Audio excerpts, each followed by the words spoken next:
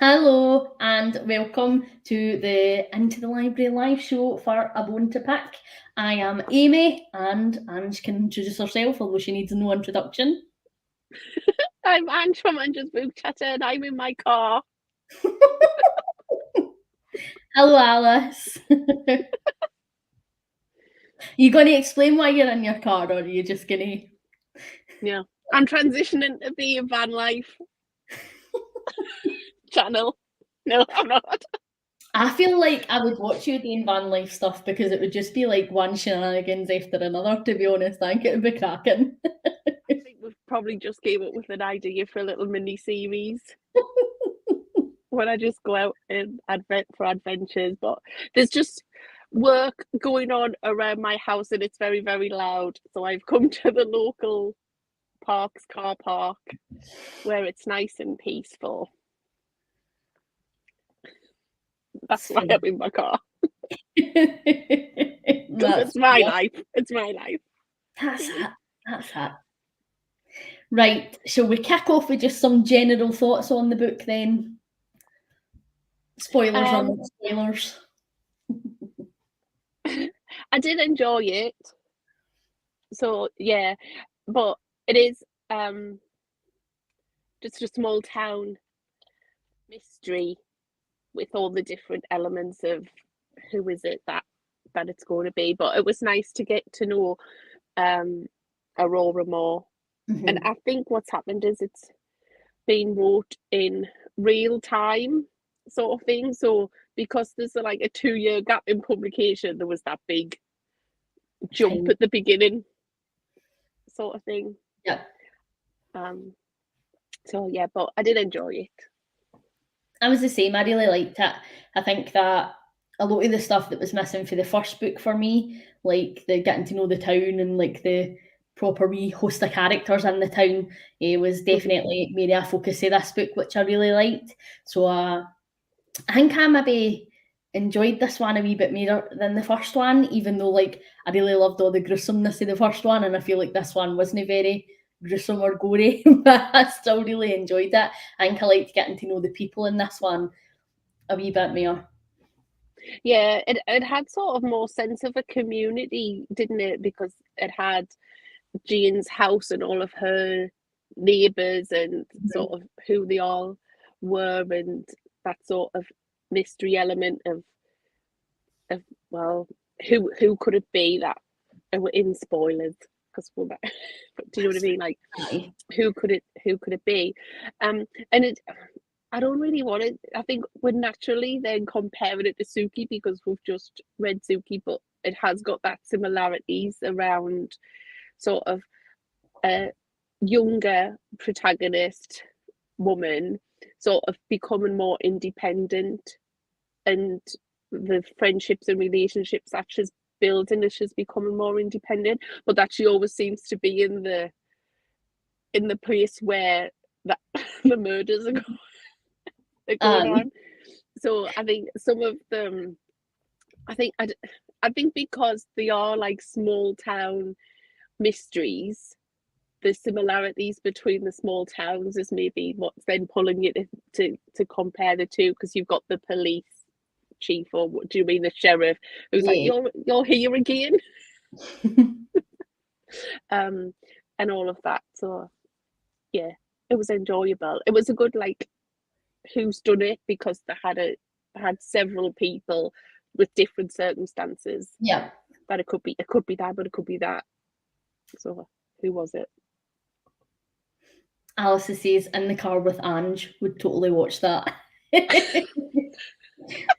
Alice says, so when I read it the first time, I liked it the least of the first four, but I think I'm a different reader now and did enjoy it more. The quieter element and the fact it was a cold case wouldn't appeal.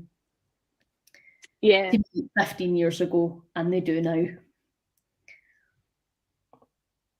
So, should we talk a wee bit about the time jump? I know that this is something that you wanted to talk about. Yeah.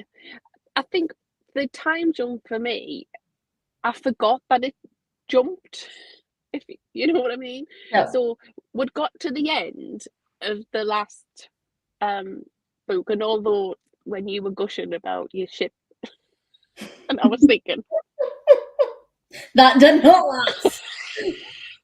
But I did well. I didn't spoil it. No, you But- really didn't. But it all of a sudden, you jump, don't you, from she was with them, and then like, yeah, they've split up, and he's now in a relationship with somebody else, and they're getting married, and do you know what I mean? All of that. It was just a really big time jump. I think with not much background or explanation to it. So I think that's why I was a little disappointed that it jumped so fast and had such a major thing happen in the time jump, without much explanation. Because even throughout the book, little bits of it had dripped in, but I still really don't know why that had happened. We didn't get to really explore the relationship or anything at all. I thought the time jump was a wee bit weird for me. It's not something that I've really experienced in a book before. Like, if there's like, I read a lot of series, as we know, like, and so either there's no a time jump and it picks up directly for where the last one finished, or there is a time jump, but then like the first bit of the book is finding out everything that happened, like during the jump, like in retrospect, or just as like other stuff's progressing or whatever, and characters are talking. And I feel like this one we didn't really get enough information as to what happened in the time jump. It was just a case of this happened, that happened, but now we're just moving on to this, which was a wee bit an annoyance, but I feel like the rest of the book made up for it because I did enjoy where we were currently. Yeah, definitely. I was glad that the time jump got rid of the love interests. Had forgotten about it too. Was surprised how much it changed, and I did think we would pick up right away. Yeah. Because it is like in series you wrote. So I was obviously like very stunning Arthur and Aurora. We've got another 8 books to go. I know. That was so short lived. See, when I was reading that and like she was talking about the wedding, I was like, oh, I wonder who's getting married. And then it was like Arthur. I was like, what? I was fuming when I read that. And it happens like so early on in the book. So I was like, what? But like, as long as he's happy with his new missus, I guess. I wonder if I'll have like another ship, or if that'll be it, and it was just very short lived. Well, we'll just have to see. We've got another 8 books to go, but I think to me, although there was the time jump and you don't really understand all this little background to what went on, I still don't see her with Arthur. So he's not, you know what I mean? He's just Arthur. I think he'll be, yeah. I think he's a good member of Real Murders Club because he's got that detective background. So I think as we're going along, do you know what I mean? So yeah, I think he's a good character, but I don't ship him with Aurora. I guess we'll see if there's anybody you do ship with in the future. Hi, Jack. Have to see. Alice says apparently they had a wild relationship off screen in between the books. They did.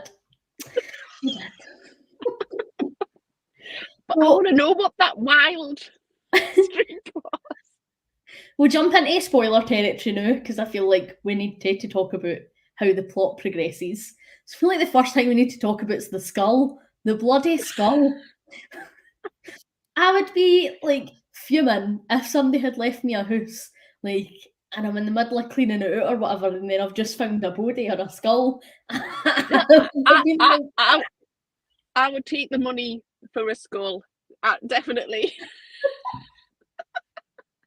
How would I just like went to the police right away though and be like, by the way, this person's left me a house and there's a skull in it, like.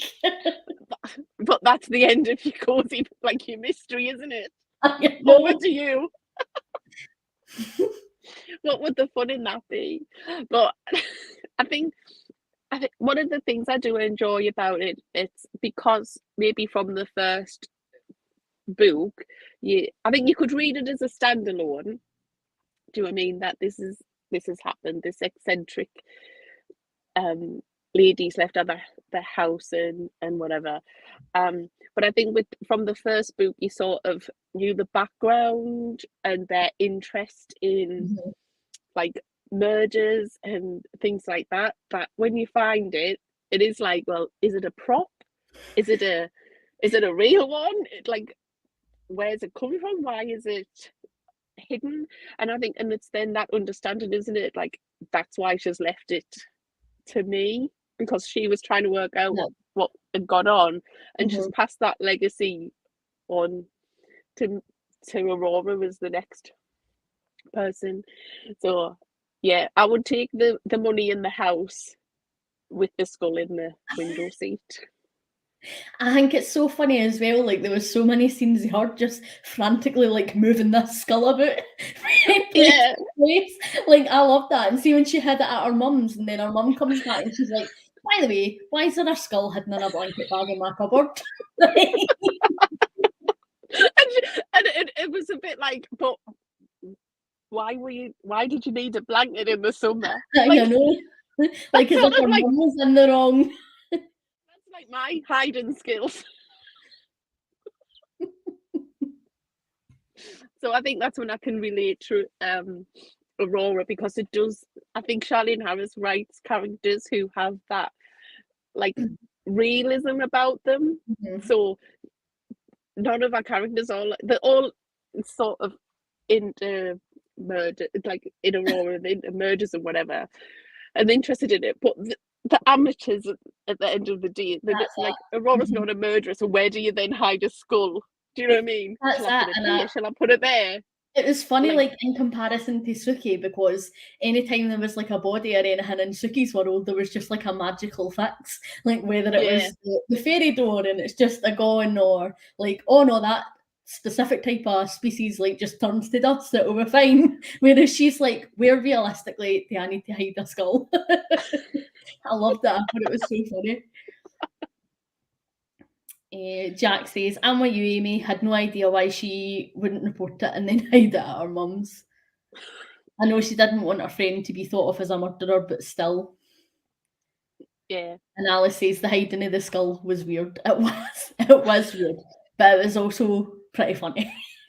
Yeah. Added like such comic relief, I think, after the seriousness of the first book and like how brutal that was. So then to go for that to this, like, I don't know, I just really enjoyed it.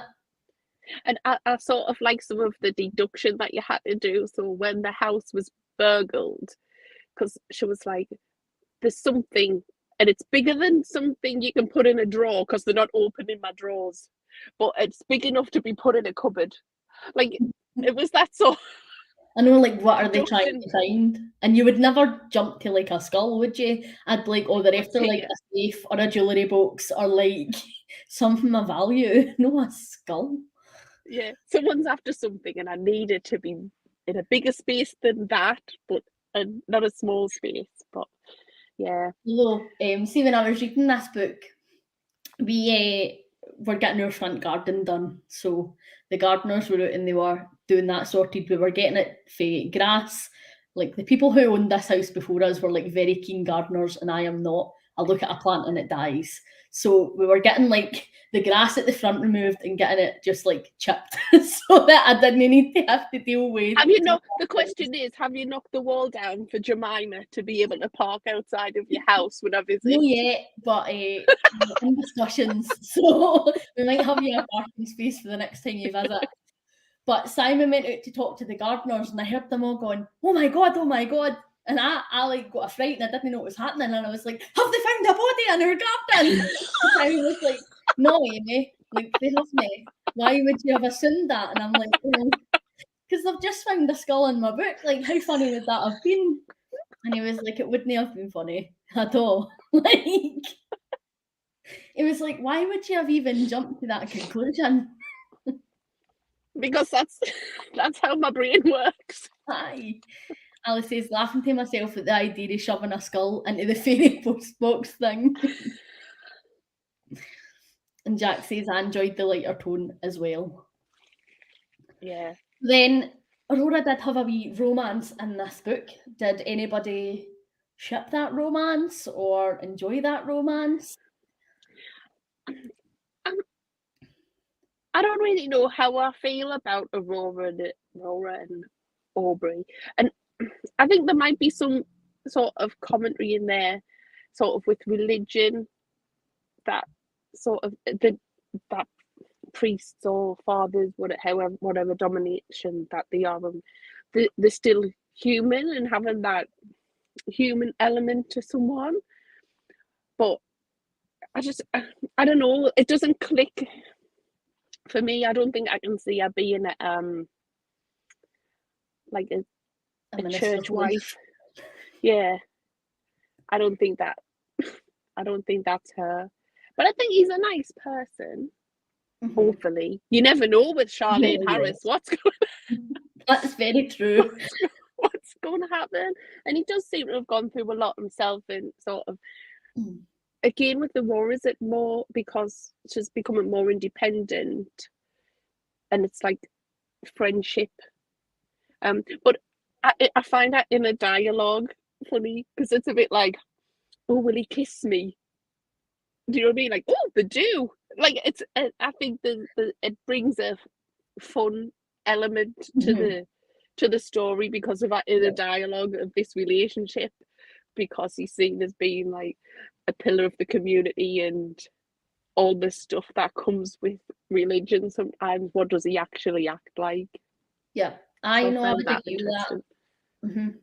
I didn't ship the romance personally. I felt like it was a bit of an odd pairing, and I feel like they were just sort of pushed together in this book so that there was a romance for her, so that people Mm, weren't dejected about the fact that maybe she wasn't with Arthur anymore and he was settling down, like just so that she wouldn't fall into that like jealous ex type of yeah, stereotype. Maybe I didn't feel like I shipped them romantically, but I did like them as pals. Like, and I agree. Like, I think that the conversations between them and stuff were good, and like there was maybe a wee bit barriers broken down because we know for the first book that she isn't very religious, so like she maybe had like misconceptions about what he could and couldn't do and things like that based on his religion, and so the conversations they had around that were interesting, but I wasn't really bothered about him as a character, to be honest. yeah. I think it was more sort of a mum's reaction to sort of thing. Do you know what I mean? Like, Yeah. oh, you're dating, and that's good. That's a good social parent. That would be a good social Yep. parent. Rather than sort of whether they have the same sort of, do you know what I mean, an attraction Mhm. themselves, like a long lasting thing. But I get the impression that in, no, I'll not see it. I might spoil something. Yes, don't. Alice says, I don't ship it. And it's okay. He seemed nice and I was happy for her, but if he's going to almost throw up if she chats about murders, he's not for her. Very true. And Jack says, I thought it was sweet, but I couldn't see her as a preacher's wife. The post funeral pickup was a little bit off. Very fair, very fair. But We sort of I touched think, on this a wee bit, but that leads us, I guess, into talking about Aurora's mum. Because in the last live, I had said that I really wanted to get to know her more, and I felt like she would be quite a pivotal character in the story based on, you know, how close she was to Aurora. But I have to say, I think she's a bitch.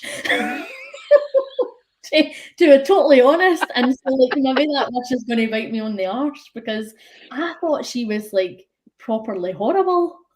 she is a proper like, if you think it was wrote in the 90s, wasn't it? So she's like an alpha female, like businesswoman. She's pulled herself up by her bootstraps and she's achieved all of this. Like she's got everything she wants, but I think a lot of it is sort of how this small community is. Mhm. And then of course she's married one of Aurora's real murder friends, which again is a bit like all of a sudden, like, yeah, they're now off on the honeymoon. And it's a bit like, well, how did No, that happen? like Like, we knew that they were together in the first book, but yeah. Like that seems to be a bit like, do you know what I mean? All of a sudden. So yeah, but I do sort of like the fact that when she found the skull, it was straight over like, what's a skull doing in my cupboard? And I think there was a lot of talk, wasn't there, about sort of Aurora's mum's status. Yeah. Because people wouldn't even park in a car parking space at work, even though she wasn't there, and they knew that she was miles away. Like that kind of respect for someone. So yeah, she does come across as. I always think, well, she's been described as looking like Lauren Bacall, is it? Yeah. But I always think of Joan Collins. I really do think of like a dynasty, like a big dynasty shoulder pad wearing woman. Yep. With like the big hair and the big shoulder pads from the 80s. I just felt like in this one, some of her comments towards Aurora and how Aurora was choosing to live her life were just like so overbearing. Like when she was going out with this guy and she was like, oh, well, that's my new husband's minister. So if you go out with him, it's going to be embarrassing for him. Like, don't you embarrass him? Like, well, actually, with all due respect, who she decides to go out with isn't going to be in consideration as to how close proximity your new husband is to them in his life. Like, and I think in the first book as well, Aurora is a librarian, but she also has this job from her mum, which is she's sort of is the like the landlord head, the like the on-site landlord for the apartments and things. So she's financially sort of dependent on that in a way, like she's dependent on that. Where now in book 2, because Jane's gave her this inheritance, and it's quite possibly made her in the same financial bracket as her mom, who's worked so hard to get this, and then all of a sudden Aurora's like, oh look, I've got this money. I know. I do think her mum came across as pretty bitter about that, like just trying to find out exactly how much she was left and what her financial situation was, and then like being pretty judgmental as well when Aurora was like, well, I actually don't need to work if I didn't want to, like I could do this, I could do that. And she was like, you'd give up your job, like as if that was like, see if I won the lottery tomorrow, I wouldn't be working, like for sure would not. And I think most people would be in the same boat. But I felt like her mum was like really judgmental about it, like almost as if she was undeserving of it, like, or that there needed to have been more between her and this woman's relationship for like this to have happened. Like there needed to be a justification almost in her eyes as to why it had happened. A few Aurora was deserving. Because a few people had said, "Oh, I didn't realise he was so friendly." But then we find out it's really because there's a skull in the window seat. But I don't think you can determine how relationships affect another person. So even though Aurora probably didn't think she was that much to Jane, obviously real murders was a big part of it. And I think there's commentary that did Jane see herself in Aurora when she was younger? So yeah, did Jane actually see the fact that, you know, I mean, give her some independence to get away from the Joan Collins?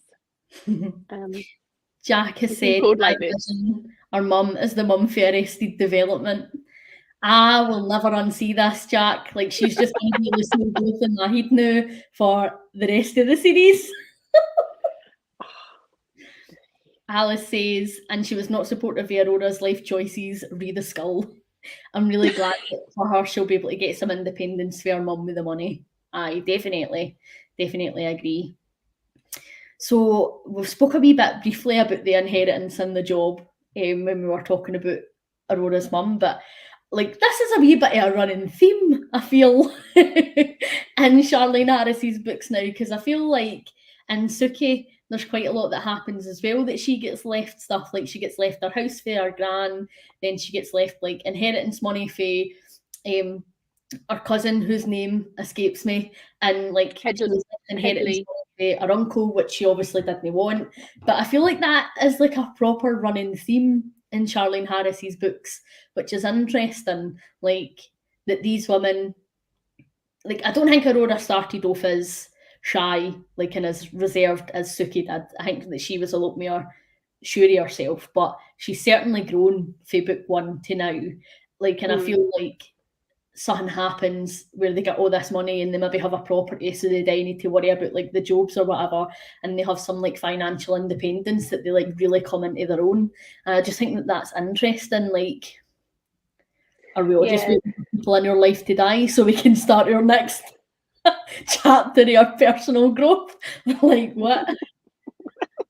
I do see where sort of that inheritance and gaining from other people's hard work is a theme, because I don't think any of them got the money, do you know what I mean, inherited to them. It's like that generation, it's not like big money, but it's enough money to change their life to some degree, but they never really, I know like Suki doesn't, she starts to like put her money into Malot, so then she's still working at Malot, but it's, do you know what I mean, she's now got a financial gain, she doesn't stop working. And it's interesting to see if Aurora does the same thing. But I thought it was interesting because she's like, would I still go to the library? Do you know what I mean? And then it's like, well, I go to the library for the books, not the people. And it's that discussion, isn't it, around is the financial gain more important than the actual happiness in the role, and what is it about the job that you like doing? And when she really thought about it, it was the books, not the public interaction. It's also maybe like just a wee bit convenient for a plot point of view, like because how hard is it to write, oh, this happens, this happens, this happens, and then she went for a shift. So like maybe if we just didn't need to write about the fact that they have work, then we can focus on all these other plot points, and they'll maybe be a bit more believable. Yeah, I think she does do that in a writing, where it's like, well, I've got to do, she does talk about, like, that inner voice talks about the mundane things I have to do, like I have to go to the bank and I have to go and do this. It's just that normally something happens to them when they're there, like whatever they're doing, there's then something goes on. So there is the mundane things that happens, but I think it just gives them that little bit financial freedom to be able to push the plots forward a little bit. Yeah. But I don't think Aurora's going to have to, like, as we go through the rest of the books, I don't think she's going to have to worry about money, but I don't think she's going to be extravagant. She's just going to have a comfortable life and get involved in another 8 mysteries. So go through it. Alice says was a bit disappointed she jacked in the library in book 2. No wonder I managed to forget she was a librarian. Well, I did then have that thought, because I was like, she's a librarian, she can't pack her job in yet, it's only book 2. Well, we need to change it to like something else instead of into the library read along. We'll see what she ends up as. Into the leisurely afternoon read along. Jack says the lady who lunches. Yes, the lady who lunches. Jack says I was sad she wasn't going to be a librarian anymore. I hope she opens a bookshop. That could be cool. Then she could get like true crime authors in. Yeah. To do like Q&As. That, I mean, that's a totally different book series. I could just read true crime, but it could be cool. So then, how did everybody feel about how the book wrapped up? I think it was a plausible ending, because you had the different elements of the mystery of who is it. There was bits of it again were a little bit sort of, what words I'm looking for, predictable, as in why, but it was sort of the more realistic choice that it had been there, sort of lodger who sort of was living there, and that them as a couple you could see that they would do that. So I thought it was the realistic like ending of I who it agree. was. And I quite liked that when everything went down in the very end, it was Arthur's new missus who sort of saved the day a bit. I quite liked that. I know, because obviously, like, it was sort of hinted throughout the book that the new missus wasn't maybe comfortable with Aurora being around, which, like, I get, but if he's moved on and you're married, then you should be secure enough in your own relationship that, like, her just being around doesn't bother you. So I sort of feel like that in the end, like, they both had to really rely on each other. So, like, Aurora had to rely on her to save her life a wee bit, and then she had to rely on Aurora when, like, the baby was coming. So I quite like that, because I feel like, again, Charlene Harris, she writes really complex relationships sometimes, but she writes brilliant relationships between women. Like, it's no just your stereotypical, oh, well, I hate her because she's an ex, like, type of relationship, although it could have been very easily written like that and fallen into that stereotype. So I liked that in the end, they sort of had to support and help each other in some of the scariest and most vulnerable moments that you could ever go through. And I liked it was sort of tit for tat. It wasn't one helping over the other. Like, they both had to really help each other. And I thought that was done really well. I'm interested to see how their relationship grows, especially now as well. And I think the end, where, because I think in a small town it would be that you could end up living in the same neighborhood together. So do you know what I mean? And that if you were in real danger, who's the person you go to ring? Like, if you know a policeman who lives across the road, you go to ring the policeman who lives across the road. Though maybe 911 might have been a better option, but you never know. Like, it's a mystery. And yeah, the fact that it wasn't him that helped her, and it's that bonding, it's that, like, strong woman characters that Charlene does, that women can be as resilient and as strong as men can be. Yeah, totally agree.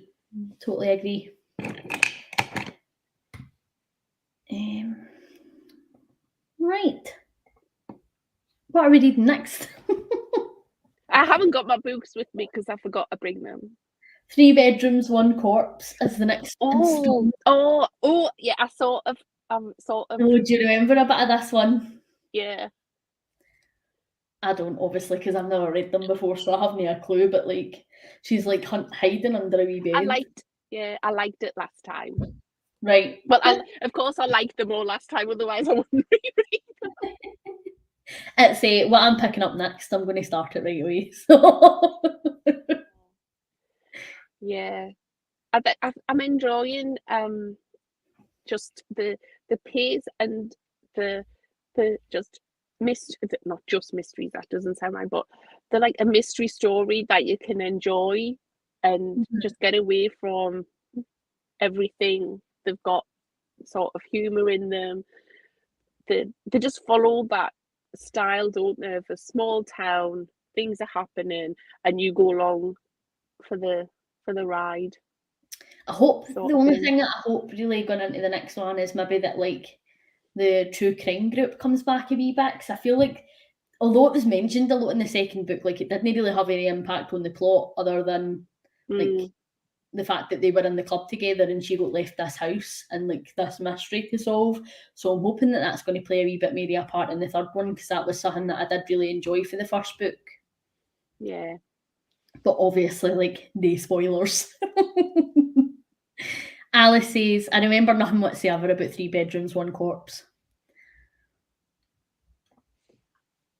Well, thank you very much for joining us. I think everybody's probably going to go off and start, because we always do this. I can put my audiobook on when I drive to wherever I need to go next. Exactly. Who would Jack probably miss the fact he's like, what's Ange doing sitting in a car? And when I make reference to Jemima is the car as well. Yes, I have gave my car a name. I think most people name their cars these days. It's just Jemima Jeep. I like it. Oh, and Alice says, I loved the cat subplot, by the way. Oh, yeah, how could we forget about the cat? I know, of course. The intelligence of cats, isn't it? Mm-hmm. They know what they want, and this is what they're gonna have. They don't want to be not at home. Yeah. So Alice will have enjoyed the cats and the So, kittens. thank you very much for joining us, guys. Hope that you have a lovely Sunday. Enjoy the rest of your day. It's only Saturday. So that is. Wow. I It's been could a have just long not week. said anything there. That was bad of me. It's been a long week. Have a nice Saturday. Bye.